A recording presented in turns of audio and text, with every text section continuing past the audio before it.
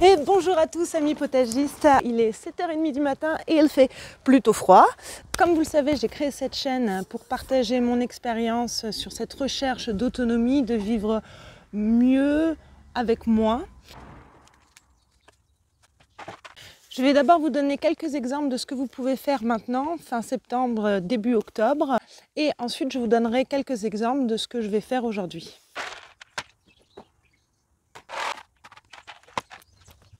En octobre, vous allez pouvoir planter l'ail blanc d'hiver ou bien l'ail violet, octobre et novembre également.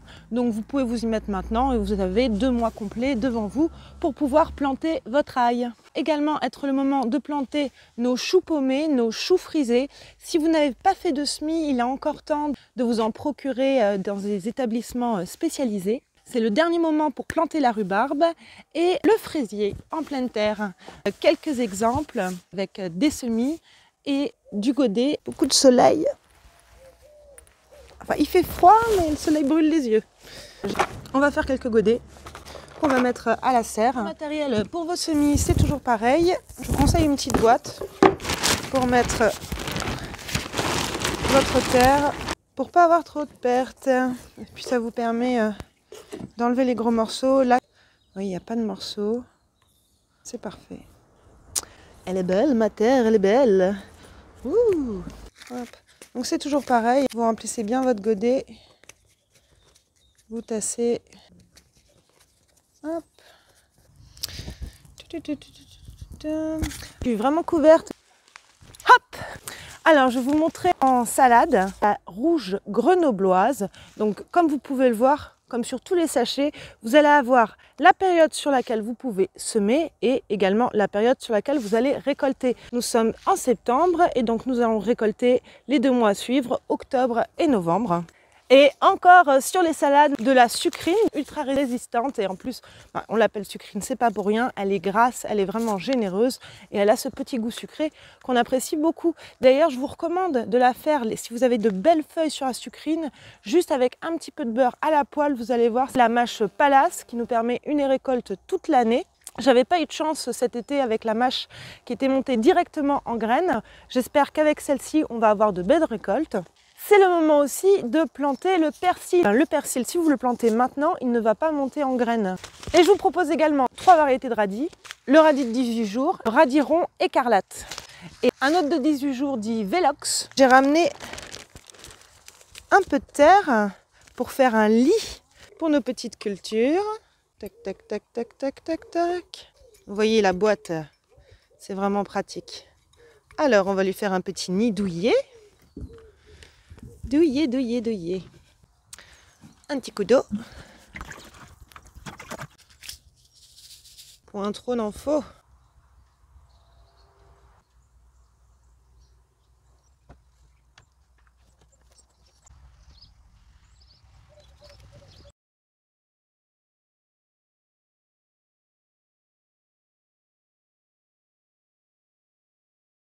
Ici, la terre est très bonne puisque je la travaille depuis mon arrivée il y a 9 mois.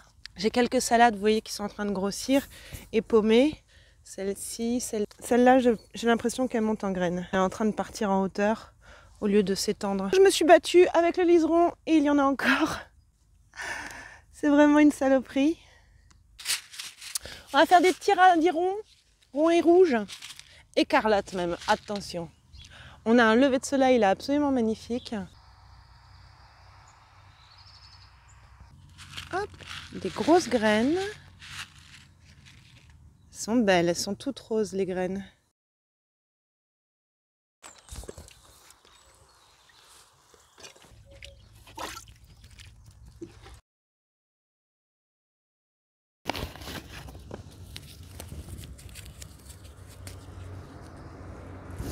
Bon, vous connaissez le principe, hein.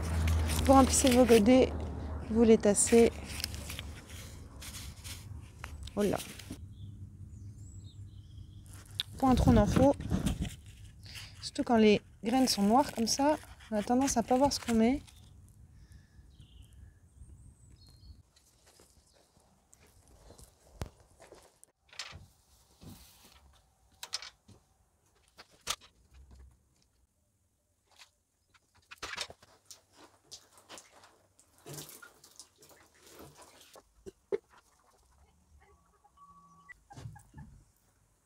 Bon voilà, il est 13 h, je fais une petite pause.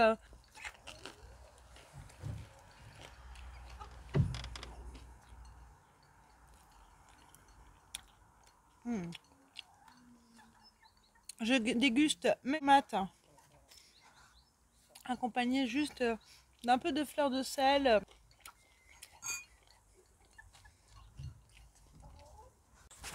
Bon, on est reparti. On va continuer nos plantations.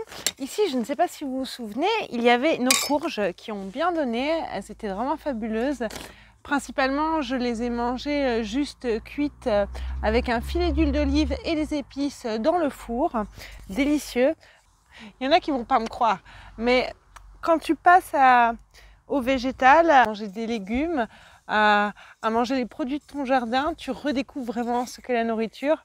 Et là-dessus, sur ce projet d'autonomie que j'ai, de vivre mieux avec moins, comme je vous expliquais en début de vidéo, eh bien, il y a ça aussi, de redécouvrir vraiment les goûts originels. On a été habitué à bouffer de la merde avec plein d'arômes artificiels qui ont dénaturé notre flore, nos capteurs. Petite parenthèse pour dire que, évidemment, moi je démarre, ça fait 9 mois que j'ai acheté ce terrain et que j'essaye d'être autonome, donc tous vos commentaires sont bons, m'aident à m'améliorer, donc n'hésitez pas à discuter entre vous dans les commentaires et avec moi pour me permettre d'évoluer et d'être autonome au maximum sur mon terrain.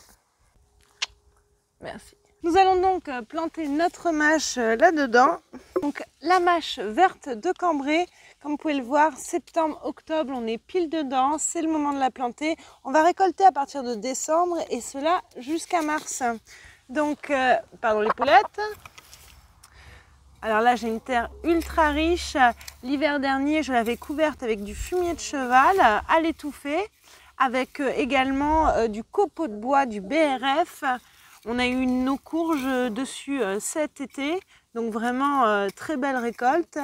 Et là maintenant, donc, je vais passer à la mâche. Ces arceaux, ils sont prêts à protéger tout cela des poupoules qui adorent fouiller dans la terre fraîche. Ah, les poupoules, les poupoules.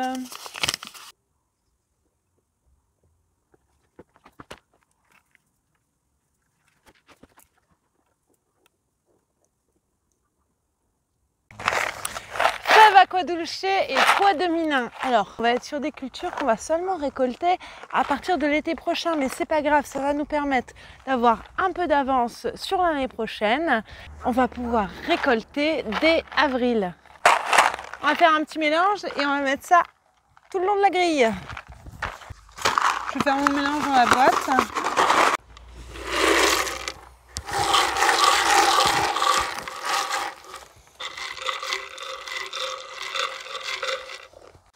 Bon, et bien voilà, c'était peut-être pas très conventionnel, mais bon, on verra bien ce que ça donnera. Maintenant, je vais mettre un petit coup d'eau et tasser et protéger un minimum des poules aussi. On va passer aux dernières graines, c'est-à-dire le radis blanc d'hiver. Le vent se lève, j'ai la crinière qui s'ébouriffe. Wouhou! C'est la fête au potager. Allez, on y va, radis blanc d'hiver. Donc, comme vous pouvez le voir sur ce mètre carré, potager, j'ai fait 7 trous à côté de ce rosier qui va bien sûr protéger les cultures. Je vais en mettre 2 par trou et je les minerai le plus chétif.